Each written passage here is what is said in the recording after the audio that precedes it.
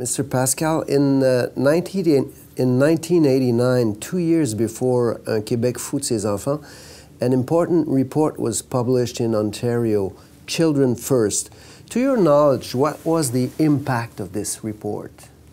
Well, the impact wasn't that great. From my point of view, I remember it. It's about 22 years ago, and I remember it as a very un rapport formidable.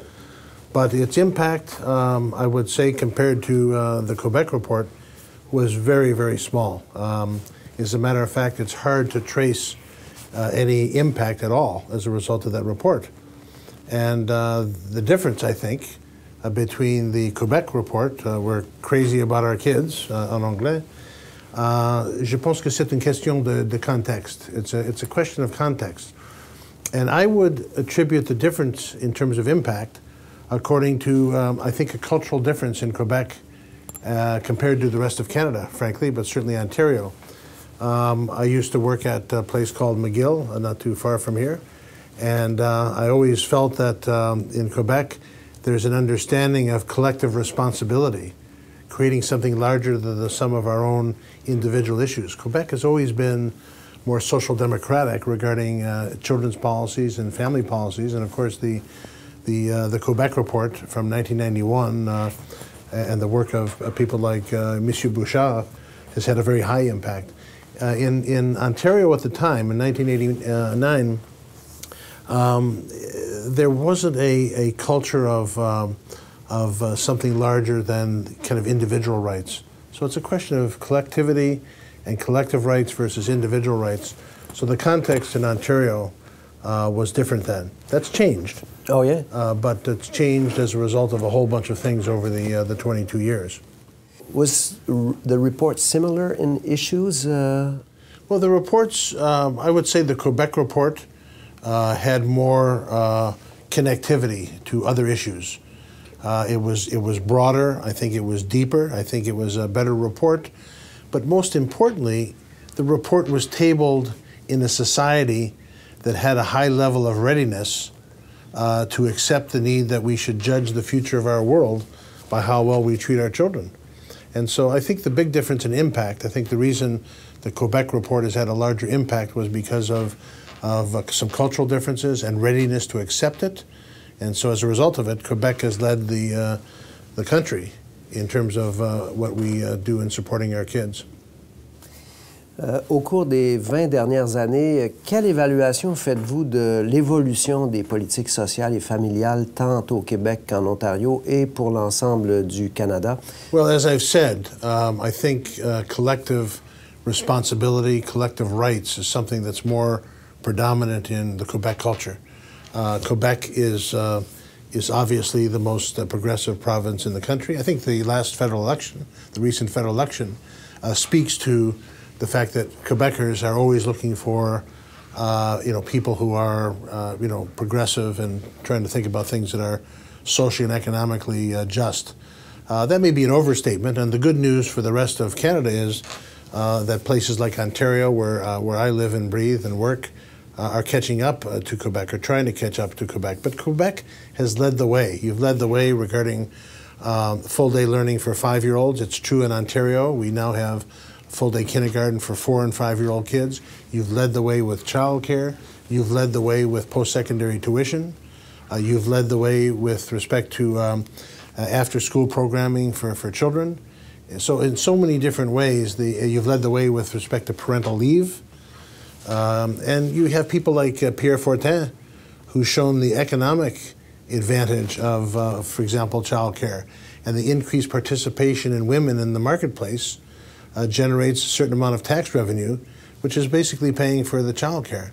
So Quebec has really led the nation. The good news for the rest of Canada is, as a result of Quebec kind of putting the pressure on, and because there are more women working in the marketplace across Canada, there's been an increased enlightenment to follow Quebec's lead. And so now there's a lot of very good experimentation going on across Canada, but Quebec really put the pressure on, and the rest of the country demographically with increased participation of women in the workplace has caused things to now move in a very innovative way across the country.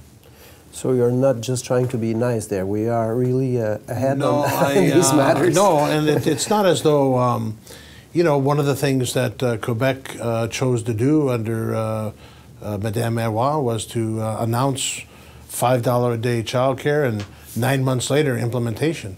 C'est bizarre. I mean, that's unbelievable. 9 months to implementation. Issues of quality, however, are now catching up in Quebec. And so Quebec is now doing a really good job. Not only have they implemented lots of available childcare, but the quality of childcare is now catching up. And that's a public policy choice. How quickly do you implement something? But I'm not trying to be nice. I'm trying to be actually catching people doing things right. Are there challenges ahead for Quebec? Of course. I think across the country, we need to take all the fragmented children's services, things other than school-based programming and childcare. There's all sorts of other programs for children in Quebec communities, which are, like Ontario, too fragmented. And so we need to move to develop a real system of children's services, or a children's service system. And there's other things that need to happen, but Quebec has really led the way. And I think for the Chagnon, for Fondation Chagnon, to actually push the pause button and reflect on 20 years and ask the so what question. Qu'est-ce que c'est la différence entre the Quebec report, the Ontario report, what's happened to date, and more importantly, what can we do from here on in, I think is critical. And I think there are some things that we need to do in Quebec and other provinces and around the world that haven't been done that are critical. Quels sont les principaux obstacles auxquels font face les décideurs quand vient le temps d'implanter des politiques de développement de l'enfance?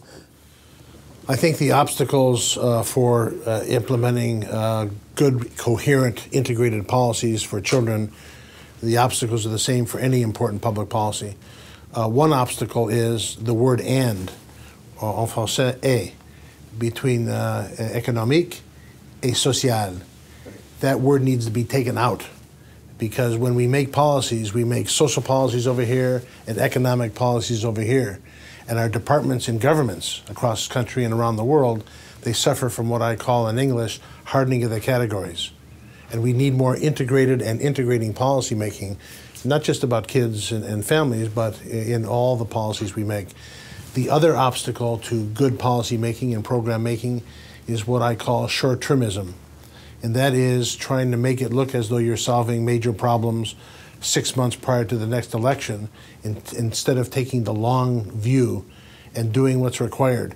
If we look at healthcare, for example, you know, healthcare, there was a Supreme Court case, Shalawi versus you know, Quebec, regarding, you know, the nature of healthcare. If we don't re-engineer how we deliver services, then we have pressures, we have fiscal pressures that are brought to bear that cause us to look for other solutions that maybe not be the right solutions. But if you take a 7 to 10 year perspective, let's take healthcare for example, and you slowly remove hospital beds and take the resources from hospitals and slowly invent 24-hour community care and the ability to keep people in their homes as they age through home care, slowly do the reinvestment and change how we deliver and provide money during that transition period, then we can retain universal health care without moving to quick solutions that actually go against some of our core values, like privatizing and using the profit motive in human services, which is not necessarily a Canadian core value. It certainly isn't a Quebec core value, from my understanding. So I think short-termism is an obstacle, and I think hardening of the categories, that is separating economic and social policy. I think those are two very big obstacles, and I think Quebec is a place that probably understands this. À part les enjeux liés aux tout petits enfants, là, quelles sont les questions qui vous semblent prioritaires? If it relates to children and families and the development of, I think we have to have a longitudinal, seamless approach to lifelong learning. I think the vision has to be prenatal, all the way up through post-secondary and beyond. And I think we need to look at things that reinforce the investments that are already made. In Ontario, 28% of children are coming to first grade very vulnerable. That's why Premier McGuinty in Ontario implemented full-day learning for 4- and 5-year-old kids, provided by the state. Quebec led the way with full-day learning for 5-year-old kids a number of years ago. But we have to look at what's happening with children prenatal up until they become 4 years old, and we have to look at things like the curriculum in elementary school, grade 1 and above, to see how things can reinforce each other in a seamless way. Right now we have preschool, and we have school, and we have post-secondary. But there's a lot of different things that are going on that aren't reinforcing each other. For example, play-based learning is really problem-solving with very young children. You put children in a good garderie, and a good curriculum has them learning through play. And qu'est-ce que c'est la différence entre a child of 3 years old or 4 years old and a professor at UQAM in her biochemistry lab solving problems? We need a problem-solving inquiry approach to learning, and so we have a lot of work to do in terms of a continuum of integrated and integrating activity throughout one's life cycle. I think Quebec is a good place to continue experimenting with that because it's got a lot of things going for it. Merci beaucoup, Monsieur Pascal. Je vous en prie. Je vous en prie.